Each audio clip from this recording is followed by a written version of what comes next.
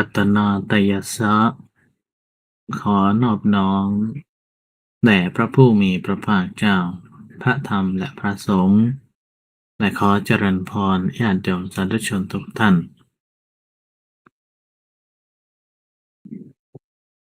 ช่วงเวลานี้ก็เป็นเวลาที่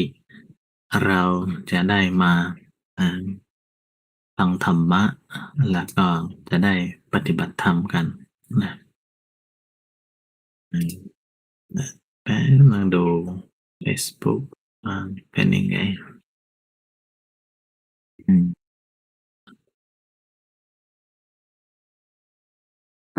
นี่ก็เป็นการสังสมคะแนนฝึกฝนในการที่จะปฏิบัติธรรมและเราก็เข้าใจการปฏิบัติธรรมให้ดีขึ้นนะ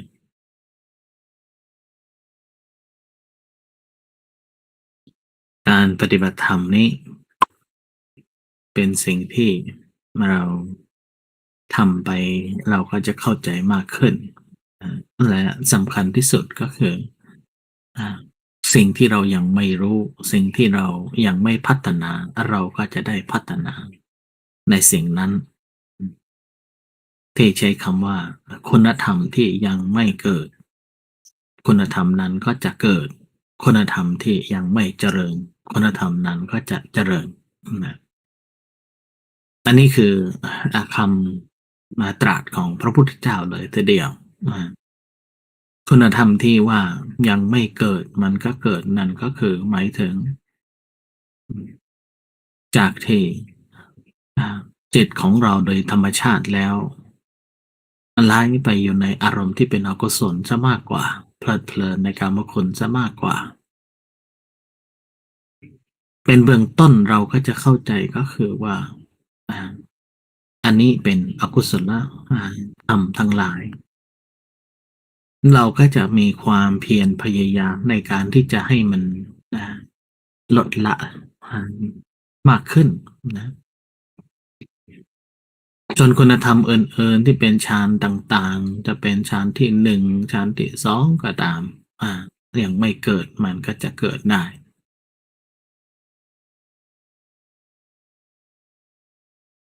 เหนือไปกว่านั้นก็คือเป็นอริยบุคคลนะตั้งแต่โสดาบันเป็นต้นขึ้นไปเนี่ยถ้ายังไม่เกิดมันก็เกิดได้เหมือนกันคุณวิเศษเหล่านี้อืม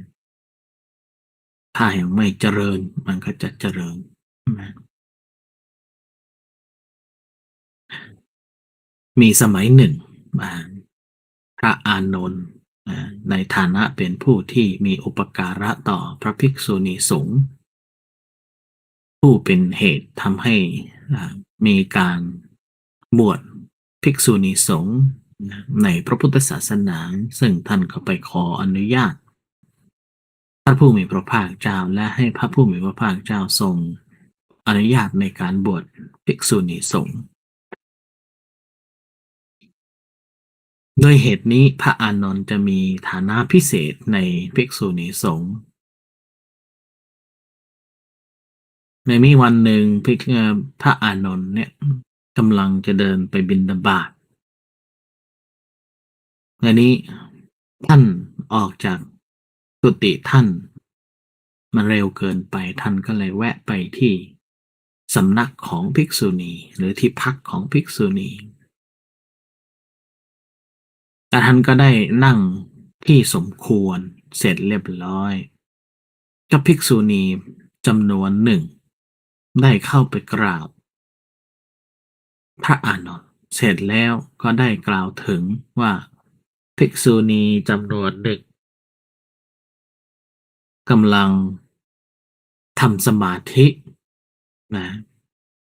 ก็คือวิเวกไปวิเวกแล้วก็ฝึกสมาธิอยู่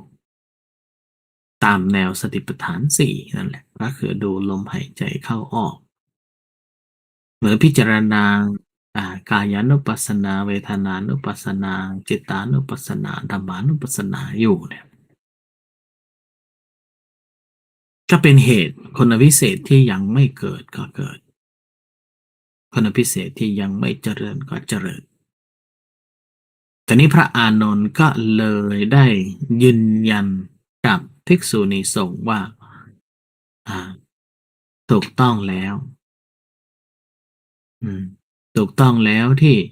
หลีกเล่งไปฝึกฝนปฏิบัติธรรมอย่างนี้คุณวิเศษที่ยังไม่เกิดก็จะเกิดแน่นอนการกล่าวของพระอานนท์ภิกษุณีสงฆ์ก็ดีอกดีใจนะก็เรียกว่าอนุโมทนาปราโมทย์ในคำกล่าวนั้นพระอานนท์ก็เลยเดินรับบิณฑบาตเสร็จเรียบร้อยก็กลับไปยังอ่าวัดเมื่อกลับไปแล้วอืมก็เข้าเฝ้าพระพุทธเจ้ากราบถวายรายงานให้กับพระพุทธเจ้าทรงทราบถึงเรื่องราวที่เกิดขึ้นก่อนที่จะไปบิณฑบาตนะ ในนี้พระผู้มีพระภาคเจ้าท่านก็เลยได้ยินดีแล้วก็อนุโมทนากับพระอานนท์ว่า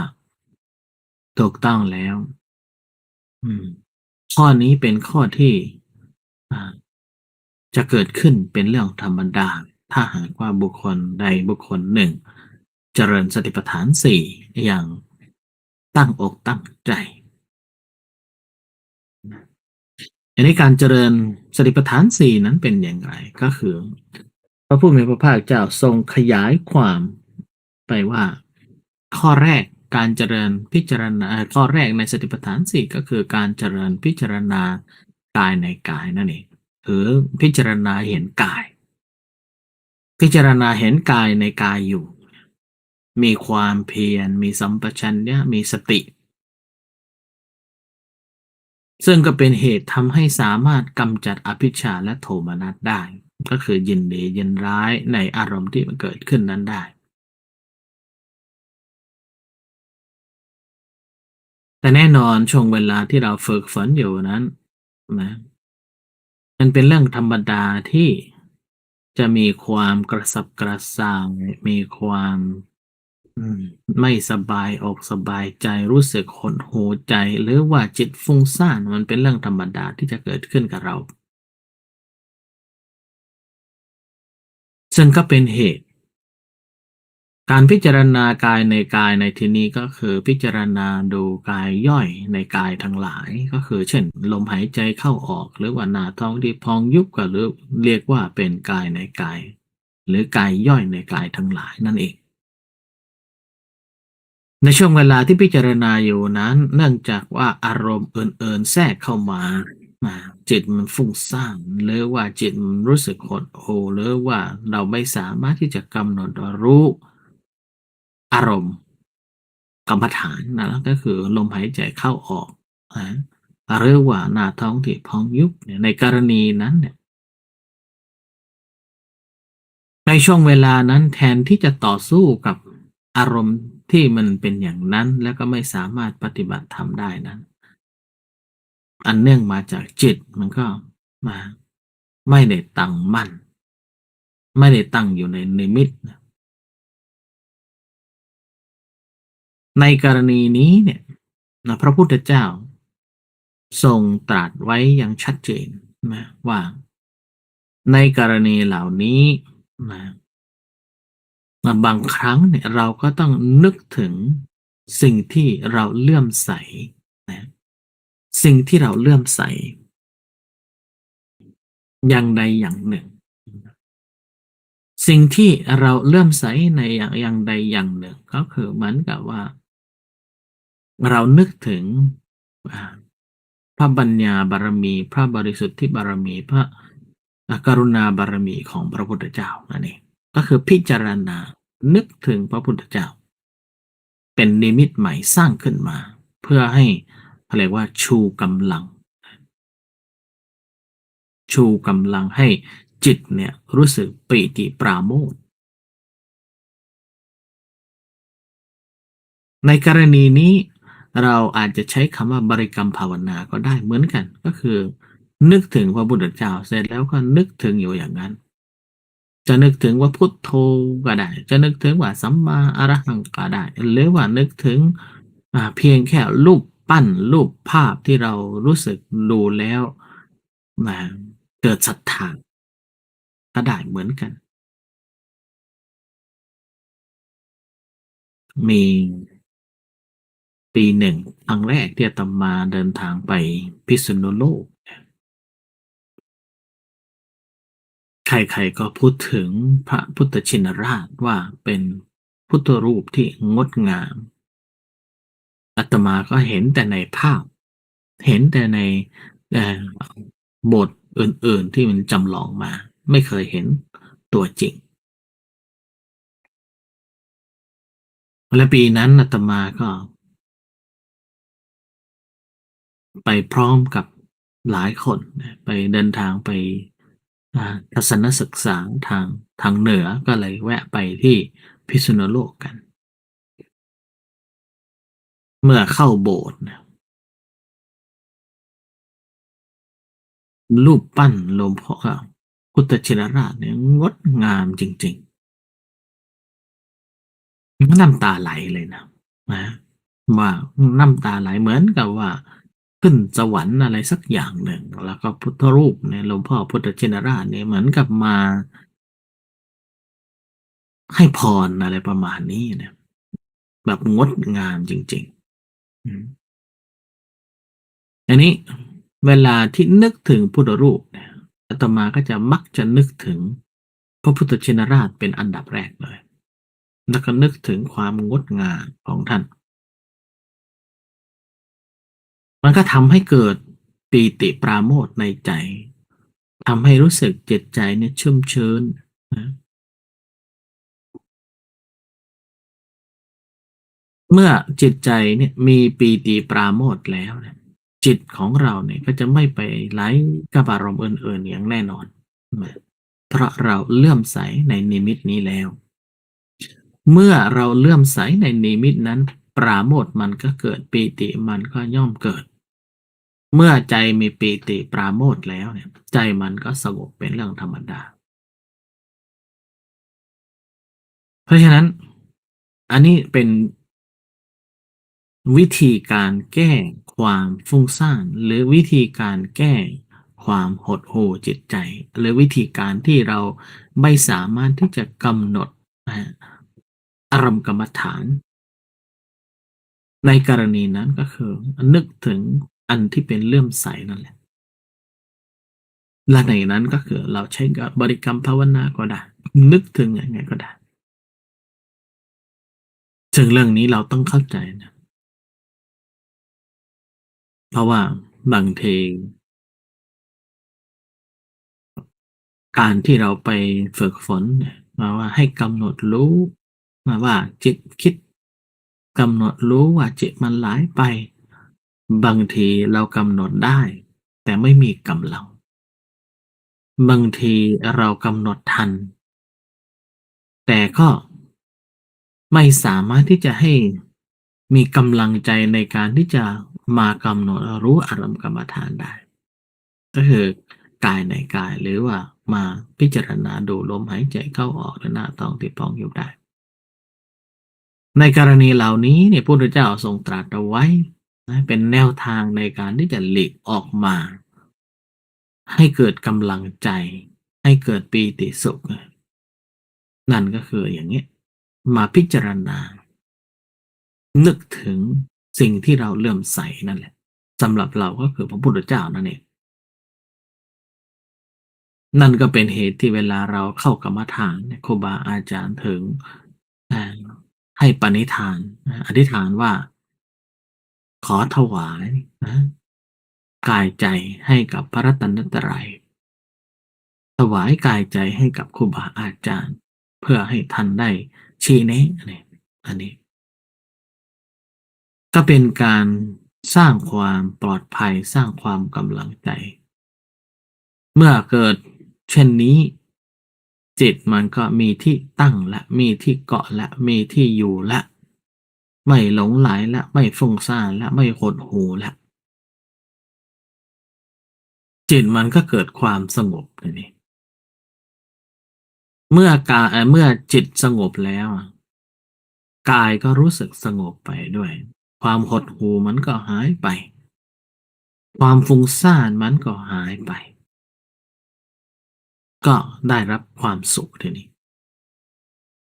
เมื่อมีสุขแล้วเนี่ยจิตก็ย่อมตั้งมั่นเมื่อจิตตั้งมั่นเวลาที่จิตมันตั้งมั่นนะครับตอนนั้นก็คือจิตกำลังอยู่กับสิ่งที่เราเลื่อมใสก็คือพระพุทธเจ้าแต่เราก็รู้ว่าจิตตอนนี้ตั้งมั่นแล้วเมื่อจิตตั้งมั่นแล้วก็คือเกิดความสุขแล้วนะจุดประสงค์ของการนึกถึงอารมณ์หรือนิมิต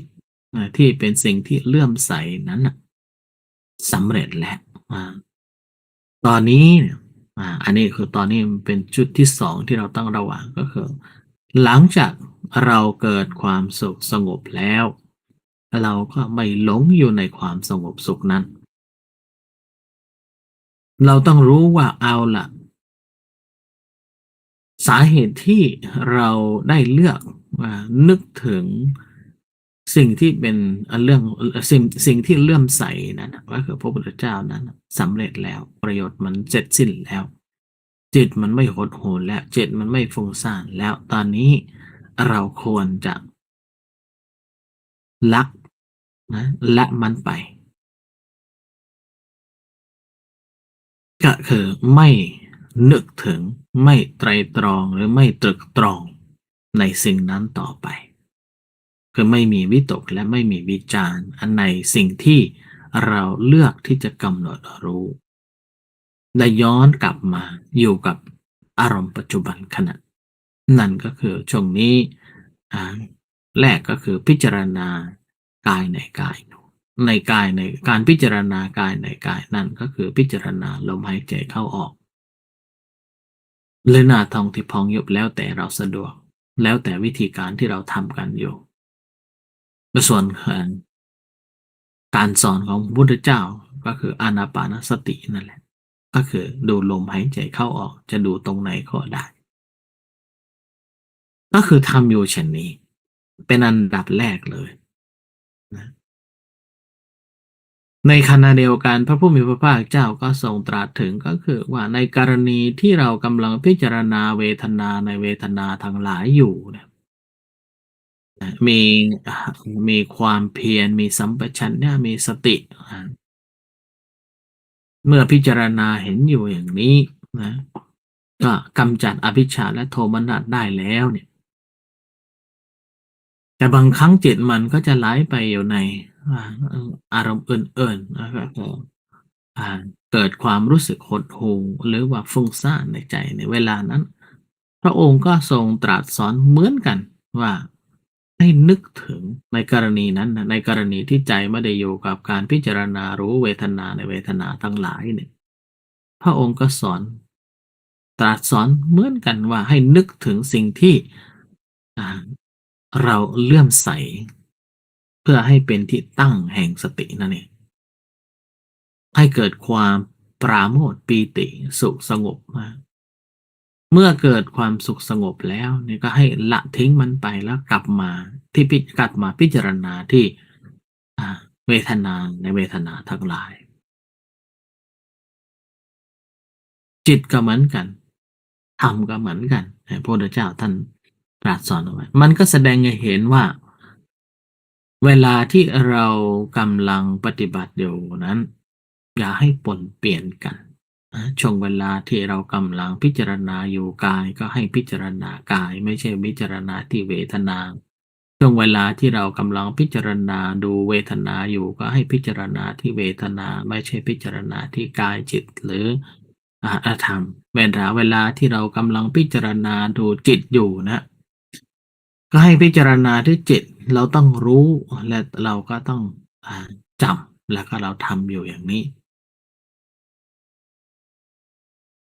ทำก็เหมือนกันไม่ให้มีการอ่าสับสนกันอันนี้เขาเรียกว่าช่วงเวลาที่เราฝึกฝนนี่แหละเหมือนกับว่าเวลาที่เรานึกถึง ที่ตั้งแห่งความเลื่อมใสทั้งหลายเนี่ยพระพุทธเจ้าเนี่ยเหมือนกับว่าเวลาเราเดินขึ้นเขาเช่นเมื่อวานนี้อาตมาก็ไปเดินขึ้นเขานะอืมขึ้นไปได้ครึ่งทางก็มีหิมะนะแล้วก็เนื่องจากว่าไม่ได้เดินขึ้นเขามานานก็เกิดความเหนื่อยทีนี้ก็ต้องมีการพักสูดลมหายใจเข้าหรือดื่มน้ำเสร็จแล้วก็เดินต่ออันนี้ลักษณะที่เราพักนะยกจากการเดินต่อเนื่องขึ้นเขาแล้วก็ดื่มน้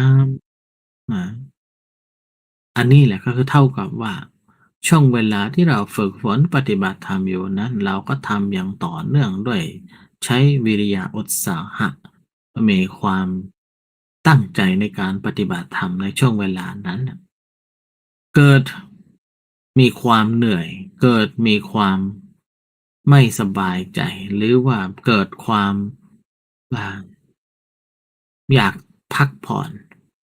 นะก็จิตมันไหลไปกับในอารมณ์อื่นแล้วในเวลานี้เราก็หาที่ตั้งสิ่งที่เราเลื่อมใสนั่นเองเหมือนกับว่าเราดื่มน้ำพักเสร็จแล้วก็ขึ้นต่อ เวลาเราดื่มน้ำเสร็จเวลาขึ้นดื่มน้ำเสร็จแล้วขึ้นต่อเนี่ยเดินขึ้นต่อเนี่ยก็คือเราก็ไปได้โดยไม่มีกังวลโดยไม่มีความรู้สึกเหนื่อยฉันใดเวลาที่เราทำเวลาที่เราพิจารณากายในกายอยู่ในกรณีกายพิจารณากายอยู่นั้นถ้าเกิดมีความนะฟุ้งซ่านเกิดขึ้นหดหู่เกิดขึ้นหรือว่ารู้สึกเหนื่อยล้าในร่างกายก็คือนึกถึงสิ่งที่เลื่อมใสนี่แหละเป็นการช่วยให้เรามีพลังเกิดขึ้นอีกครั้งหนึ่งมีกำลังใจในการที่จะทำต่อไปอีกครั้งหนึ่งอย่างนี้ดังนั้นเราก็ต้องฉลาดในการที่จะฝึกฝนปฏิบัติอย่างนี้นั่นเอง เพราะฉะนั้นบางครั้งเวลาที่เราเจริญโดยเฉพาะเวลาเราฝึกเจริญวิปัสสนากรรมฐานเนี่ยครูบาอาจารย์สอนเราว่าเวลาใจไหลไปในความคิดก็ให้กำหนดว่าคิดหนอคิดหนอหรือว่าเจ็บหนอเจ็บหนออ่าหรือว่ารู้สึกหดหู่ก็ให้รู้สึกว่าหดหู่เนาะอะไรเงี้ยบางทีเราทำจนแบบทำให้เรายิ่งเบื่อได้เหมือนกันในกรณีนี้ก็คือให้นึกถึงพระพุทธเจ้านี่แหละเป็นสรณะเนี่ยเป็นพุทธเจ้านี่แหละเป็นสิ่งที่อ่าทำให้เราเลื่อมใสต่อไปได้การพิจารณาหรือนึกถึงพระพุทธเจ้าเนี่ยก็สามารถนึกได้หลายวิธีการแค่ท่องบริกรรมภาวนาก็ได้ว่าพุทโธสัมมาอะระหังก็ได้ทำไปทำมาก็เดี๋ยวก็เกิดความสบายใจหรือว่านึกถึงธรรมะข้ออื่นๆหรือว่าท่องตั้งแต่อรหังเป็นต้นไปถึงสัมมาสัมพุทโธก็ได้ทั้ง9เอ่อข้อนะหรือนึกถึงความนะกรุณาธิคุณของพระองค์ที่พระองค์เสียสละตนเองได้สังสมบุญบารมีปฏิบัติฝึกฝนตน4อสงไขยกแสนกับนะเพื่อที่จะได้ชำระกิเลสจนเป็นได้เป็นสัมมาสัมพุทธเจ้าแล้วก็หวังจะช่วยสรรพสัตว์ทั้งหลายให้ได้เห็นหนทางแห่งดับทุกข์แล้วเราก็ถือว่าโชคดีขนาดไหนที่เราได้มาเจอได้มาพบพระพุทธศาสนาและรู้จักวิธีการศึกษาปฏิบัติธรรมนึกถึงแค่นี้ใจมันก็รู้สึกชื่นเบิกบานเกิดปราโมทย์แล้วปีติเกิดแล้วก็สามารถทำให้เรานี่กลับมาปฏิบัติได้อีกเช่นกันนะเพราะฉะนั้นเนี่ยเป็นเรื่องนี้เขาเรียกว่าวิธีการทำให้เกิดกำลังใจในการที่จะปฏิบัติต่อไปเพื่อให้เกิดคุณพิเศษทั้งหลายที่ยังไม่เกิดให้เกิดนั่นเอง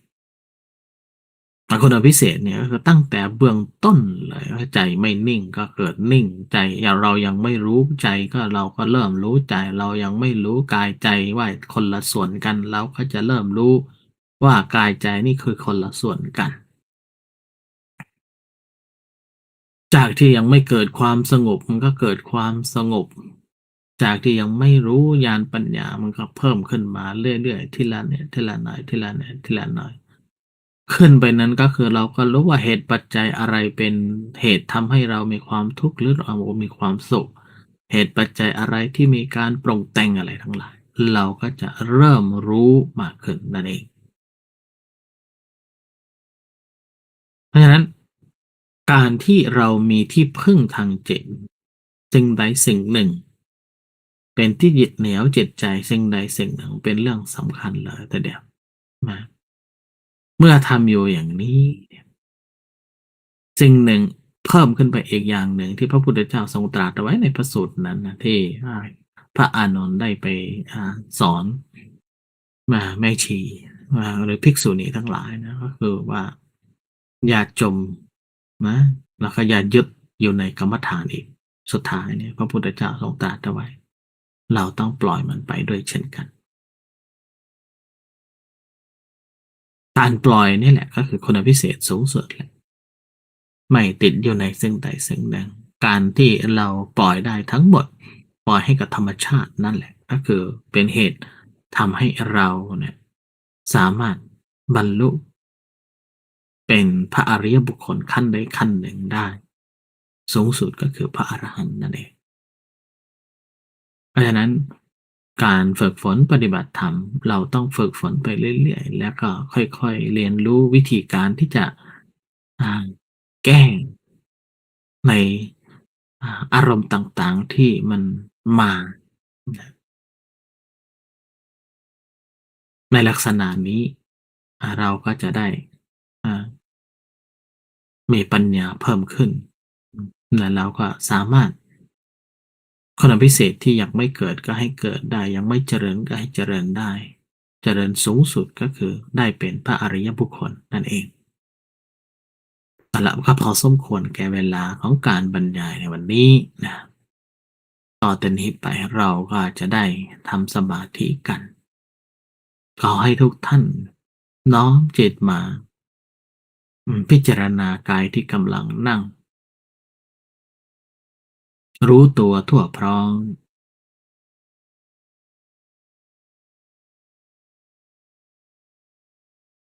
รู้ตัวทั่วพร้อมมีความเพียรมีสติในการพิจารณาดูกาย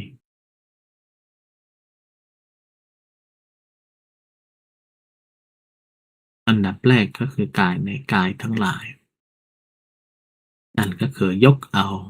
ส่วนใดส่วนหนึ่งของกายที่เรายกมาเป็นอารมณ์กรรมฐานเพื่อให้จิตมีที่ตั้งหรือเพื่อให้จิตเนี่ยไปสนใจเกิดความสุขเกิดความสงบ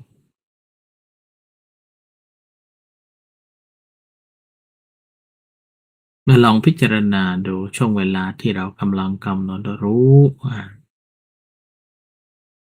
ลมหายใจก็ดีหรือว่าหน้าท้องที่พองยุบก็ดีเวลานั้นน่ะถ้าเกิดจิตฟุ้งซ่านถ้าเกิดจิตรู้สึกหดหู่หรือว่ารู้สึกว่าอ่าเกิดเร่าร้อนในกายก็ให้น้อมจิตไปนึกถึงพระพุทธเจ้า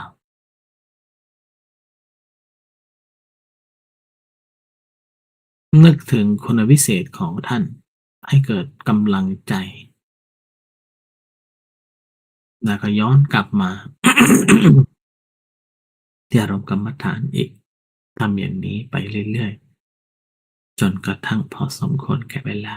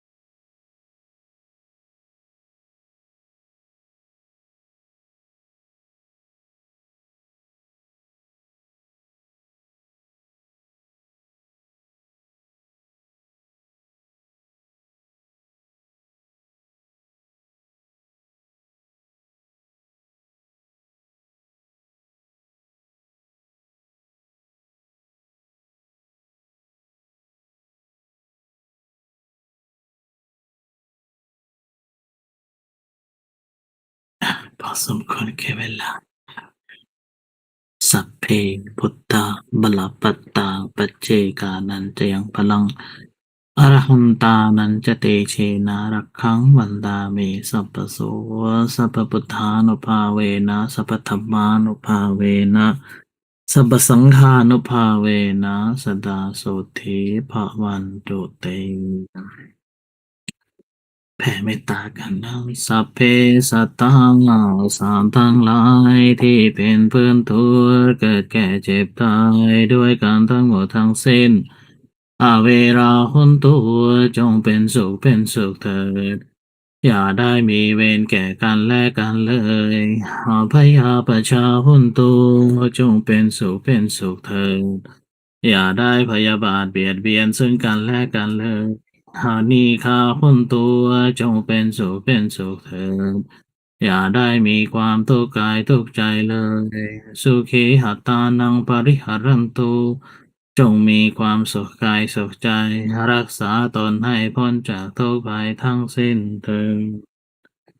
ไหว้พระนะอรหังสัมมาสัมพุทโธภะคะวันพุทธังภะคะวันตังอภิวาเทมิ สวากขาโตภะคะวตาธัมโมธัมมังนัมสสามิสุปฏิปันโนภะคะวะโตสาวกสังโฆสังฆังนามามิอนุโมทนาบุญกับสาธุชนทุกท่านนะขอให้ทุกท่านจงมีความสุขความเจริญสมดังปรารถนาที่เป็นธรรมทุกประการเดิมสาธุ